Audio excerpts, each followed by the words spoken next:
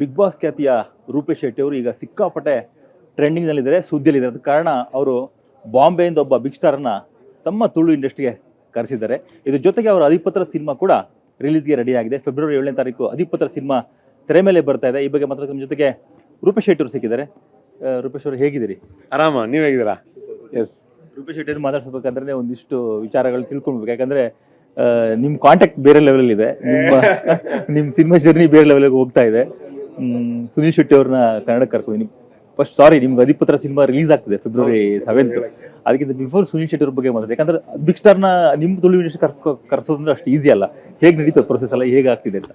ಆ ಜೈ ಸಿನಿಮಾಗೆ ಅವ್ರು ಬಂದಿರೋದು ಆ್ಯಕ್ಚುಲಿ ಅದು ಅಂದರೆ ಒಂಥರ ನಮಗೆ ಏನು ತುಳು ಸಿನಿಮಾ ಮಾಡೋರಿಗೆ ಯಾರನ್ನ ಒಂದು ಹೈಯೆಸ್ಟ್ ಲೆವೆಲಲ್ಲಿ ಯಾರು ಬರ್ಬೇಕು ಸಿನಿಮಾಗೆ ಅಂತ ಕೇಳಿದ್ರೆ ಎಲ್ಲರ ಉತ್ತರ ಒಂದೇ ಇರುತ್ತೆ, ಸುನೀಲ್ ಶೆಟ್ಟಿ ಅವ್ರು ಬರಬೇಕು ಅಂತ. ಟು ಬಿ ಆನೆಸ್ಟ್ ನನಗೇನು ಅಷ್ಟು ಪರಿಚಯ ಇರಲಿಲ್ಲ. ಅಂದರೆ ನಾವೊಂದು ಫ್ಯಾನ್ ಬಾಯ್ ಅವ್ರದ್ದು. ಸೊ ಅವ್ರ ಕಾಂಟ್ಯಾಕ್ಟ್ ಇರಲಿಲ್ಲ. ಎಲ್ಲೋ ಒಂದು ನನಗೆ ಮೀಟಿಂಗ್ ಸಿಕ್ತು, ಎಲ್ಲೋ ಒಂದು 2 ಕಡೆ ಸಿಕ್ಕಿದೆ ನಾನು ಅವ್ರಿಗೆ. ಅವರೆಲ್ಲೋ ಹೇಳಿದ್ದು ನಾನು ಕೇಳಿದ್ದೆ, ತುಳು ಸಿನಿಮಾ ಮಾಡೋದಕ್ಕೆ ಇಂಟ್ರೆಸ್ಟ್ ಇದೆ ನನಗೆ ಅಂತ. ಸೊ ಒಂದು ಮೀಟಿಂಗ್ ಸಿಕ್ಕಿದಾಗ ಅವ್ರಿಗೂ ಗೊತ್ತಿರಲಿಲ್ಲ ನಾನು ಸಿನಿಮಾ ಬಗ್ಗೆ ಮಾತಾಡೋದಕ್ಕೆ ಹೋಗ್ತಾ ಇದ್ದೀನಿ ಅಂತ.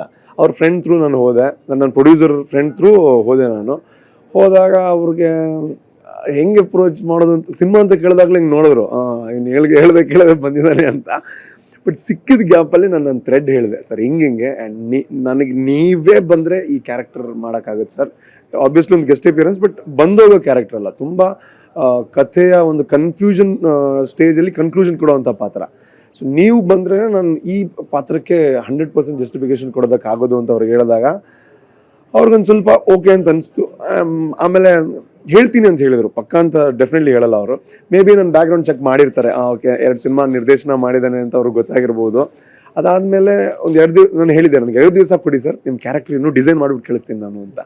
ಸೊ ಮತ್ತೆ ನಾನು ಇನ್ನೊಂದು ಮೀಟಿಂಗಲ್ಲಿ ಅವರು ಕ್ಲಿಯರಾಗಿ ಹೇಳಿದೆ ಹಿಂಗೆ ಅಂತ. ಸೊ ಅವ್ರು ಇಂಟ್ರೆಸ್ಟೆಡ್ ಆದರು, ಓಕೆ ಹಿಂಗಾದರೆ ಮಾಡ್ಬೋದು ನಾನು ಅಂತ. ನಾನು ಎಲ್ಲಿ ತನಕ ಅಂದರೆ ನಾನೊಂದು ಫೋಟೋ ಹಾಕಿದ್ದೆ, ಅದು ಎಲ್ಲರೂ ಕೇಳ್ತಾಯಿದ್ರು ಸುನೀಲ್ ಶೆಟ್ಟಿ ಅವ್ರು ಬರ್ತಿದ್ದಾರೆ ಸಿನಿಮಾಗೆ ಅಂತ. ನನಗೆ ಭಯ, ನಾನು ಹೇಳಿಬಿಟ್ಟು ಲಾಸ್ಟ್ ಮೂಮೆಂಟಲ್ಲಿ ಬಂದಿಲ್ಲ ಅಂದರೆ ಮರ್ಯಾದೆ ಪ್ರಶ್ನೆ ನಮ್ಮದು. ಸೊ ಹೇಳೇ ಇರಲಿಲ್ಲ. ಸೊ ಯಾವಾಗ ಅವ್ರ ಟಿಕೆಟ್ ಬುಕ್ ಆಯಿತು, ಸೊ ಆವಾಗ ನಾನು ಓಪನ್ ಅಪ್ ಅನೌನ್ಸ್ ಮಾಡಿದೆ. ಆ್ಯಂಡ್ ಅವ್ರು ಬಂದರು. ಅವರ ಏನು ಒಂದು ವಾರದ ಶೂಟ್ ಇತ್ತು, ತುಂಬ ಈಸಿಯಾಗಾಯಿತು. ನನಗೆ ಬರೋವಾಗ ತುಂಬ ಟೆನ್ಷನ್ ಇತ್ತು. ಸೂಪರ್ ಸ್ಟಾರ್ನ ನಾನು ಡೈರೆಕ್ಟ್ ಮಾಡಿಲ್ಲ ಇಲ್ಲಿ ತನಕ. ಸೊ ಪ್ರಿಪರೇಷನ್ ಇರ್ಬೋದು, ಸೊ ಅದೆಲ್ಲ ತುಂಬ ಕನ್ಫ್ಯೂಷನ್ಸ್ ಇತ್ತು. ಬಟ್ ಅವರು ತುಂಬ ಕಾಮಾಗಿ ಸೆಟ್ಟಲ್ಲಿದ್ದರು.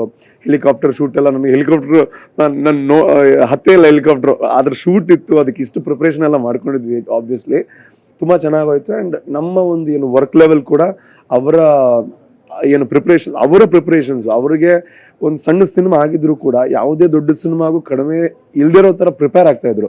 ನನ್ನನ್ನು ಕರಿತಾ ಇದ್ರು. ಸೊ ಕಾಸ್ಟ್ಯೂಮ್ ಚೆಕ್ ಕರಿತಾ ಇದ್ರು, ಸ್ಕ್ರಿಪ್ಟ್ ರೀಡಿಂಗ್ ಕರಿತಾ ಇದ್ರು, ಎಲ್ಲಾನು ಕೇಳ್ತಾ ಇದ್ರು ಹೆಂಗೆ.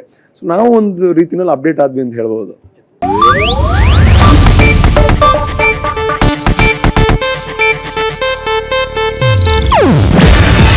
ಇದು ಏಷ್ಯಾನೆಟ್ ನ್ಯೂಸ್ ನೆಟ್ವರ್ಕ್ ಪ್ರಸ್ತುತಿ. ನೀವು ನೋಡ್ತಿದ್ದೀರಾ ಏಷ್ಯಾನೆಟ್ ಸುವರ್ಣ ನ್ಯೂಸ್.